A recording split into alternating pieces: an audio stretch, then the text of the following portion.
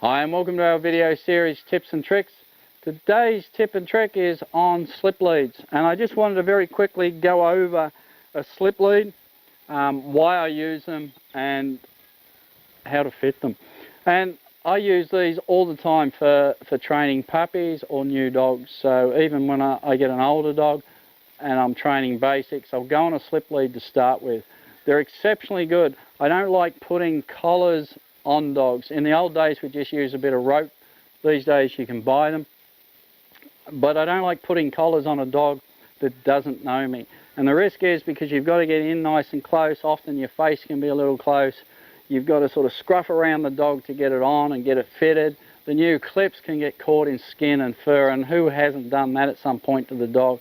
So for a new dog or for a puppy that doesn't know you, that could result in an older dog biting you. But what it will result in is some form of fear and anxiety that you just can't avoid by simply using a slip lead. Harnesses, I hate those things anyway, to teach your dog basic commands on. They really don't communicate well, and most of the new ones do damage to dogs, and they're quite painful. So, and to get them on, can be very fiddly, and that's why you get a lot of people saying, oh, my dog kicks up and jumps and carries on or bites at me every time I'm trying to get the harness on. They don't like them either, so throw them away. Get yourself a slip lead. There's no risk of getting caught up in fur, even on a double-coated dog. There's no risk of being caught up. They reduce anxiety, so it makes conditioning a dog to a collar and lead so much simpler. So it accelerates that, and that's what training's about. It's beginning to get things done as quickly as possible to make the dog as comfortable as possible, because remember, a new dog, you've got to build up a bond and a trust. So you don't want anything to sort of derail that at all, even if it's for a short period of time. So Koji, Timmy. So I'll get Koji up here. Good boy. Up. Good. Sleepyhead. Alright, so have it in a P. So when you put it on a dog, have it in the letter P. Collar. Good. And it just goes over the dog. Alright, teach your dog a collar command. We'll do that in another video. Just sits in here behind the ear. And then you just do it up.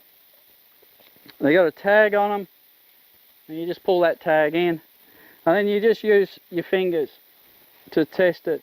Now, remember, they've got thick fur, so make sure your fingers are firmly against their skin. You should just be able to get 2 fingers underneath. Any more it's too loose, any less and it's too tight. So you should just firmly get 2 fingers underneath, like that. Like I said, it sits up high behind the ear. This gives the best communication and control to a dog. The lower on the neck, the stronger the neck muscles. So the more resistance you can get. You want it up here so it communicates very quickly with the dog. And you can get pressure and release very easy on the dog as well. So he'll feel it and he'll move as soon as I put a little bit of pressure. It sits up. And like I said, 2 fingers so it's nice and firm. You don't want the collar slipping down all the time. The good thing about slip leads is if he began to pull backwards or anything, that lead tightens up.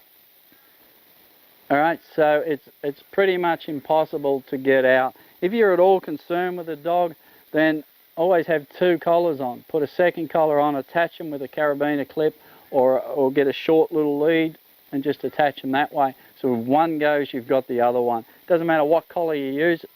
If you've got a dog that's not 100% or may take off, it's always good to have that setup going. Alright, so that's the slip lead. They're fantastic. I use them for all basics. So I'll use them for all obedience stuff. Like I said, they're really good. They just slip on and off really easily. So you're not in any conflict trying to get things done up. You're not at risk of pinching skin. Okay. Or fur getting caught up with the clips or anything like that. They don't make the noise of the clip, so they don't tend to build anxiety. So they're very simple, very easy, and to get on. So, and also if you're potty training or anything else, one of the big problems is people leave collars on them because they take a while.